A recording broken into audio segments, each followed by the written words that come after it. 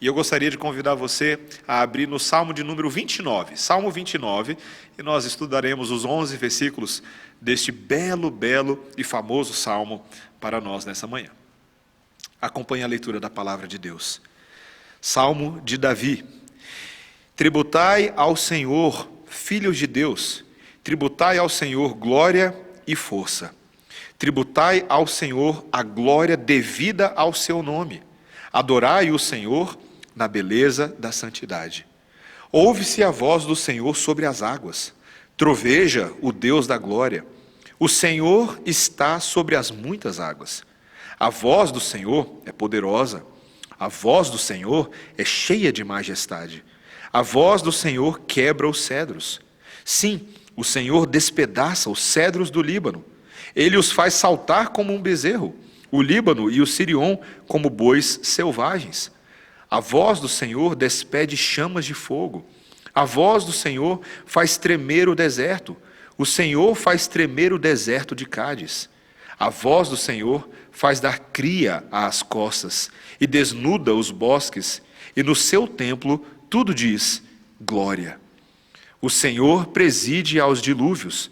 Como rei, o Senhor presidirá para sempre. O Senhor dá força ao seu povo. O Senhor abençoa com paz ao seu povo. Esta é a santa palavra do Senhor. Vamos orar? Senhor Deus, nesta hora rogamos que o Senhor abra o nosso entendimento, que o Senhor nos capacite a compreender minuciosamente cada detalhe da tua maravilhosa lei, para que uma vez assimilados, possamos obedecê-lo e viver pela fé em nome de Jesus. Amém. Eu gostaria de perguntar a você nessa manhã se você consegue entender o motivo pelo qual tantas pessoas nos nossos dias amam cada vez mais usar aquela ferramenta de comando de voz no celular, ou talvez esses alto-falantes inteligentes que as pessoas compram. Você já parou para pensar que tipo de revolução tecnológica está diante dos nossos olhos nesse momento? O porquê tantas empresas de tecnologia têm investido pesadamente nesse tipo de tecnologia? Você tem a Alexa da Amazon, você tem a Siri da Apple, e o Google tem somente o OK Google, ou Hey Google. E é impressionante.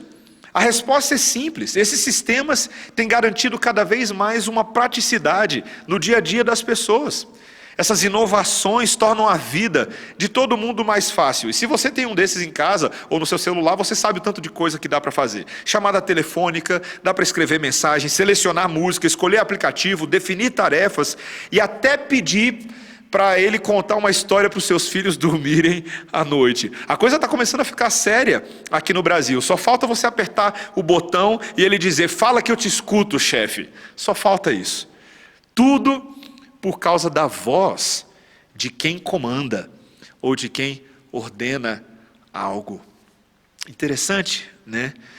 Esse mundo em que nós vivemos, e ao longo de toda a história do Ocidente e do Oriente, nós vemos muitas vozes. As vozes de homens que mandam e desmandam nos acontecimentos, nos eventos e nos caminhos da humanidade. Reis, príncipes, governadores, ditadores, diplomatas. Mas o salmo de hoje não é sobre essas autoridades.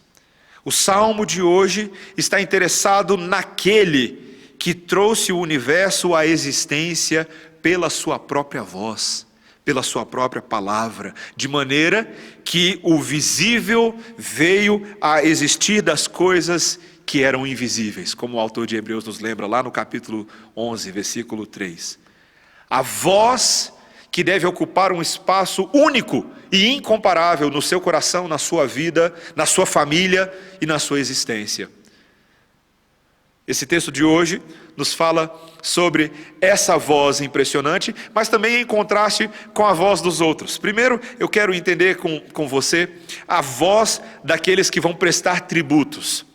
Depois a voz daquele que domina sobre o mundo. E em último lugar, a voz daquele que julga e abençoa. Primeiro, então, as vozes daqueles que prestam tributos. Veja o que o início do Salmo diz: Salmo de Davi. Talvez você pensou que eu ia começar lendo do versículo 1, mas eu comecei lendo do versículo 0. O título do Salmo, que tantas vezes a gente pula esses títulos, mas eles estão escritos no hebraico. Um salmo que é atribuído ao rei Davi, numa experiência provavelmente muito interessante da vida do rei Davi, não aqui de perseguição política, nada disso, mas numa experiência que ele está testemunhando talvez uma tempestade varrendo a terra dos cananeus. E ali, naquele momento em que ele contempla esse fenômeno da natureza, os seus pensamentos rapidamente se elevam ao Senhor. E a primeira coisa que ele diz nesse salmo é: tributai ao Senhor. Uma expressão que aparece aqui enfatizada 3 vezes, logo nos versículos iniciais. A ideia de tributar, de dar tributo, de prestar tributo, significa dar reconhecimento a Deus da glória que pertence tão somente a Ele, daquelas perfeições e nuances que devem ser não somente reconhecidas, mas admiradas em Deus. Quando a gente estuda teologia sistemática particularmente, tem um campo da teologia que estuda os atributos de Deus. Interessante, né? Os atributos, as características que são próprias e únicas desse Deus criador dos céus e da terra. O Deus que é invisível, o Deus que é infinito, o Deus que é imutável, o Deus que é eterno, o Deus que é independente, o Deus que é onisciente, onipresente, o Deus que é onipotente. São atributos próprios e incomunicáveis desse Deus. Há também alguns atributos que ele transfere a nós no ato de ter criado o homem à sua imagem e semelhança. Deus criou o homem com capacidade de pensar, com volição, com vontade, com fala, com capacidade de criar e subcriar coisas a partir da própria essência de Deus. Mas neste salmo, Davi se preocupa em reconhecer aquilo que é de direito de Deus, em vez de permitir que outras pessoas roubem a glória que pertence unicamente àquele que tudo criou. Meus irmãos, como é importante nós considerarmos isso. Tantas vezes as nossas percepções sobre a criação e a própria majestade que existe no mundo criado pode nos fazer confundir a criação pelo Criador. Nós vemos o tamanho desse universo, e eu gosto muito de ver estrelas, e ontem mesmo acompanhei o lançamento daquele foguete tripulado, que foi mais uma vez conquistar esse espaço aí fora. E às vezes a gente olha a grandeza dessas coisas e pensamos que elas são as maiores coisas que existem. Mas nos esquecemos, meus irmãos, que este infinito universo ao nosso redor é apenas criação. Veja, o universo não é infinito. Infinito somente o Deus Criador dos céus e da terra. Ele sim é digno da nossa mais profunda adoração e admiração, a ponto de Davi aqui, por exemplo, dizer, ainda no versículo 1, que os filhos de Deus tributam glória. É uma linguagem muito interessante. Aqui os filhos de Deus é uma referência a esses seres celestiais. O hebraico deixa isso bem claro. Esses filhos de Deus são provavelmente os próprios seres angelicais, os mais poderosos seres criados que nós conhecemos. E o que é interessante é se esses anjos, tão superiores em glória, são capazes de atribuir a glória única de Deus, isso significa que aqueles que se julgam poderosos entre os homens devem fazer o mesmo. E veja, eles farão isso por bem ou por mal. Um comentarista, Matthew Henry, pastor presbiteriano puritano, disse o seguinte: os homens poderosos muitas vezes são relutantes com esse dever de dar glória a Deus, e serão persuadidos a isso com dificuldade, mas é de enorme benefício para eles, e de enormes interesses para o reino de Deus, que entre os homens os príncipes desposem o seu coração. Há uma glória própria e notável do nome de Deus, é o que Davi diz aqui, o nome de Deus, há uma glória devida ao seu nome, Yahvé, o nome sobre todo nome, o nome incomparável. Não há majestade nesse mundo que se compare com ele, não há rei que possa se aproximar dele sem colocar a sua coroa no chão e dizer: este é o rei do universo, o nome sobre todo nome. Eu acho tão interessante quando os apóstolos Curaram algumas pessoas e o Sinédrio questionou a autoridade dos apóstolos para fazer aquilo. Perguntaram: em nome de quem vocês estão curando coxos, enfermos, surdos? E Pedro e João e os apóstolos prontamente diziam: no nome daquele que é o nome sobre todo nome, o nome pelo qual importa que todos os homens sejam salvos. Nós estamos nessa manhã reconhecendo isso. O convite que o salmista faz no segundo versículo é adorarmos o Senhor na beleza da sua santidade. Uma das expressões talvez mais bonitas de toda a Bíblia, na beleza da santidade de Deus. Deus não deve ser somente temido de uma forma terrível pela sua grandeza, mas Ele deve ser contemplado na sua beleza. O nosso Deus é belo em sua santidade. O rei Davi aqui provavelmente tinha na sua mente o simbolismo dessa santidade de Deus no próprio santuário de Jerusalém. Um espaço que foi concebido em cada detalhe, desde os dias iniciais do tabernáculo, para refletir a glória da beleza, da santidade de Deus. E não era somente o santuário em si, mas o próprio ajuntamento do povo de Deus refletia a glória do Deus que os ajuntou. No culto solene ao Senhor, e eu quero que você preste bastante atenção nisso que eu vou falar, porque nós estamos com saudade do culto. No culto solene ao Senhor, nós vemos a beleza da santidade de Deus, não mais em formas, não mais meramente em desenhos e cortinas e púrpuras, não em nada disso, mas no próprio povo de Deus que estampa a imagem do Filho de Deus. Este povo deve andar em santidade. Existe uma atitude de adoração de um povo que está sendo conformado à santidade do próprio Cristo. E o culto que prestamos ao Senhor deve ser prestado dessa maneira. Meus irmãos, não é tão maravilhoso você ser tocado por beleza neste mundo? Você já assistiu alguma ópera ou orquestra?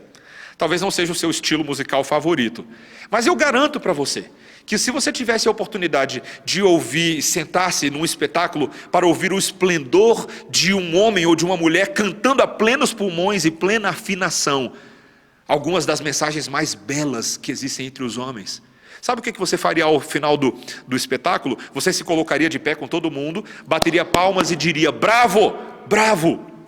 E antigamente, quando as pessoas falavam bravo, significava que aquele que recebeu os elogios cantaria novamente toda a peça. Já imaginou? Hoje em dia a gente não faz mais isso. Mas é isso que o nosso Deus faz. Quando o seu povo, em adoração, em culto, diz: bravo, bravo, o nosso Deus se alegra com essa adoração, e Ele continua perpetuando a sua honra e a sua glória. Esse é o culto a Deus que você deve prestar, mesmo quando nós não temos culto solene. Hoje mesmo na sua casa, o seu coração deve se encher de um grito de bravo, bravo, este é o nosso glorioso Deus. Mas veja, que o salmista agora em segundo lugar não quer somente prestar e reconhecer o tributo, mas ele quer agora reconhecer a voz daquele que domina sobre o mundo. Esse é o nosso segundo ponto. Dos versículos 3 a 9, o salmista vai agora repetir essa expressão, a voz de Deus. Ele vai falar 9 vezes essa expressão. E ele vai mostrar, em primeiro lugar, essa analogia entre a voz de Deus e um trovão. Um trovão que troveja sobre as águas. É interessante, né? A gente não sabe exatamente o que Davi estava pensando aqui, mas é provável que ele estava vendo aquela chuva, aquela tempestade e o barulho dos ventos, mas de repente vinha um trovão mais alto do que o som das águas. E ele disse: Deus é assim.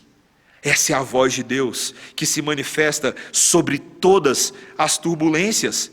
Veja que é uma voz, ele vai dizer nos versículos 5 e 6, que é capaz de despedaçar os cedros do Líbano. Eu não sei se você conhece os cedros do Líbano, mas aqui nós estamos falando de algumas das árvores mais robustas e sólidas de toda a flora conhecida. O tronco era largo, você não corta com qualquer machadinho de lenhador.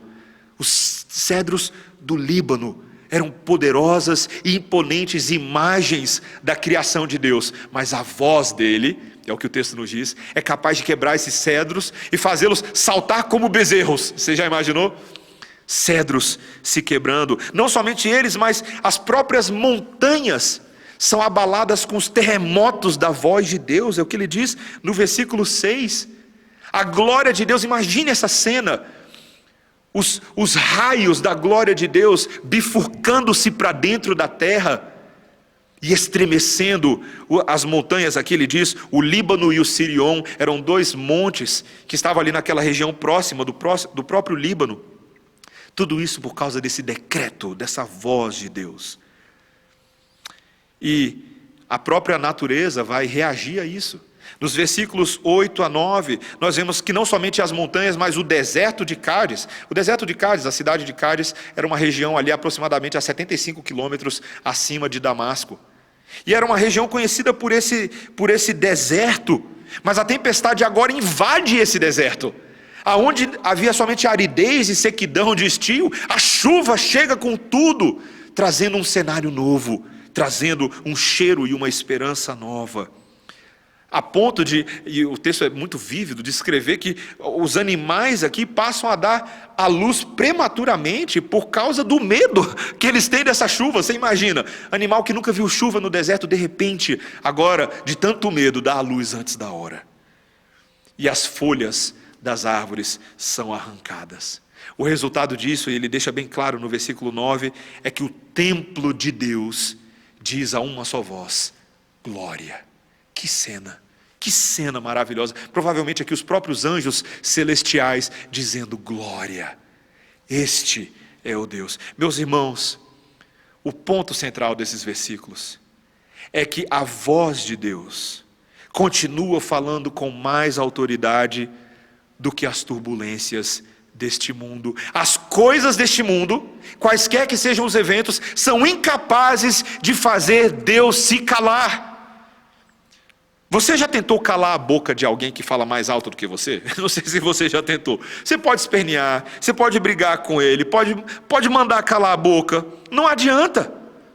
A voz do outro tem mais potência que a sua, tem mais projeção na caixa torácica que a sua, e talvez até mais importância do que a sua, dependendo do contexto. É assim com a voz de Deus. Quantas vezes eu e você nos permitimos ficar mais impressionados com as vozes deste mundo, ficamos mais ansiosos e mais afoitos com as notícias, com as falas de governadores e presidentes, ficamos mais impressionados com a fala do STF, ou qualquer que seja a instância de governo que você possa pensar. Quando a palavra de Deus deixa bem claro que a voz de Deus coloca todo mundo no seu devido lugar. A voz dele é um comando imutável e que não vacila. E o fato de eu e você não ouvirmos a voz dele mais alto do que as outras vozes, deveria nos fazer corarmos de vergonha. Como é possível nós sermos tão espiritualmente surdos? Onde já se viu esquecer do Deus eterno por causa de qualquer acontecimento temporário ou qualquer vento de mudança aparente? As coisas passam, mas Ele fica. Deus é eterno.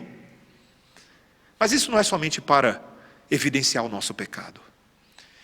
Isso deve trazer um conforto tremendo para mim e para você, de que Deus fala mais alto do que todo mundo. Quando eu penso sobre aquele cuja voz está acima das águas, eu só consigo me lembrar de Jesus literalmente andando sobre as águas. Uma imagem um tanto fantasmagórica para aqueles discípulos que estavam no barco no meio de uma tempestade e vem Jesus andando e falando sobre as águas. Mas depois do choque inicial veio a esperança, veio o deslumbramento. Nosso Cristo está sobre as águas, pronto a estender a destra de resgate a qualquer Pedro que estiver afundando e qualquer um que estiver vacilando neste mundo. Meus irmãos, isso deve nos impressionar. Isso deve causar em nós uma reorientação de prioridades. A quem temos ouvido primeiro? A quem damos ouvido primeiro? Eu e você precisamos reconhecer quem é este Deus. Aquele que os homens do passado já reconheceram, nós hoje também precisamos reconhecer. E em terceiro e último lugar, e a partir disso faço algumas aplicações, essa é uma voz também daquele que julga e abençoa. Não somente daquele que domina sobre toda a criação, mas daquele que julga e abençoa. Os 2 últimos versículos deixam isso bem claro. Veja o versículo 10. O Senhor preside aos dilúvios, como rei, o Senhor presidirá para sempre. O Senhor dá força ao seu povo, o Senhor abençoa com paz ao seu povo. Interessante, né? Ele aqui não fala somente das águas, mas ele fala dos dilúvios. Particularmente aqui o hebraico diz o dilúvio. Uma expressão que só aparece aqui e lá em Gênesis 6 e até o capítulo 9. O dilúvio é aquele dilúvio que todos nós conhecemos. Davi aqui está recorrendo a uma das cenas mais conhecidas na história do povo de Deus. O momento em que ele elege um homem chamado Noé, escolhe a sua família e dá uma ordem bem interessante. Construa uma arca, porque esse mundo vai terminar em água. É interessante, Noé ouviu a voz de Deus, mas o restante dos homens da criação negaram. E portanto Deus os julgou na sua violência, na sua abominação. Meus irmãos, o episódio do dilúvio nos lembra que assim como o Senhor é soberano no céu e supremo em santidade, Ele também é soberano na terra. E Ele faz o julgamento sagrado do pecado.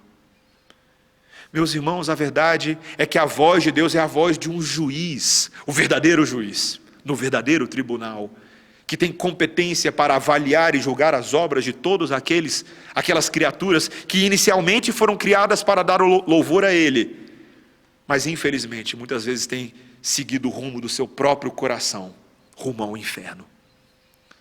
Deus haverá de julgar todos os homens. Mas veja, não é somente aqui uma palavra admoestativa. O salmista Davi está trazendo também um consolo embutido nessa esperança. A história não termina no dilúvio. A história começa no Éden e progride para um Éden melhor. Existe um jardim de Deus no qual a sua voz ecoa, na qual Adão e Eva ouviram primeiro essa voz, mas nós hoje estamos sendo restaurados a essa voz.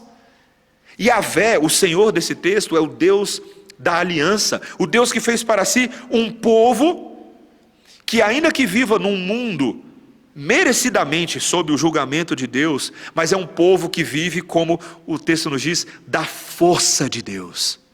É um povo que goza da bênção da paz de Deus. É o que a voz dele nos fornece. Uma comunhão de força e uma comunhão de paz. William Gilbert, um famoso astrônomo protestante do século XVI, ele conta uma história muito interessante de um homem chamado Dante. Não o Dante Alighieri, um outro Dante. Um poeta que vagava pelas montanhas da Lunigiana, na Itália. E esse poeta finalmente se aproxima ali de um mosteiro ermo, isolado. E foi um momento em que a sua mente estava cheia de conflitos e ele estava procurando refúgio para a sua alma. E aí ele bate no portão daquele alto mosteiro e um monge, muito simples, abre e pergunta para ele: o que você está procurando aqui? E como num gesto de desespero, o poeta responde: paz. E o monge, num único olhar, naquele rosto cheio de tristeza, de uma patética miséria, ele simplesmente diz: o mesmo desejo antigo, seguido pela mesma busca antiga. E aí o Gilbert, ele lembra, nesse conto, que nem os lugares solitários e nem a cela do mais sagrado monge jamais trouxeram verdadeira paz a qualquer coração que seja. Ele diz, abre aspas, a paz não vem das circunstâncias, mas da obra interior da voz de Deus.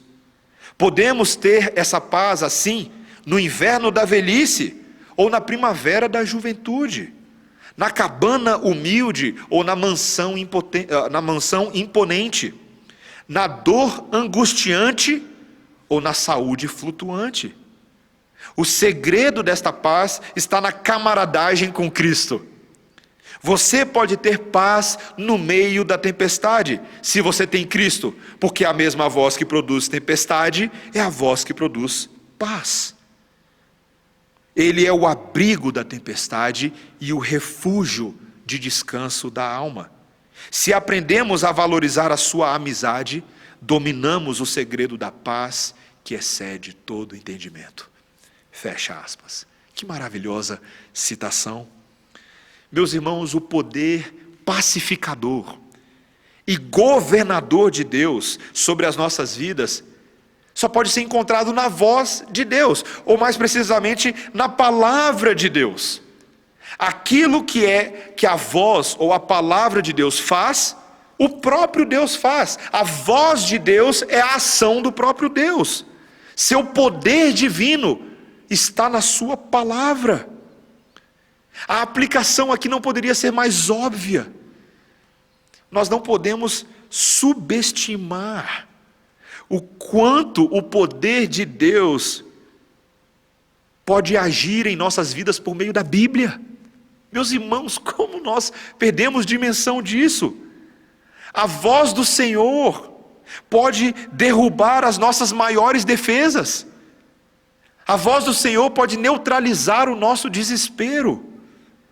A voz do Senhor pode nos libertar da culpa. A voz do Senhor pode nos levar até a presença dEle. Com a voz dEle, Ele literalmente ressuscita uma pessoa morta.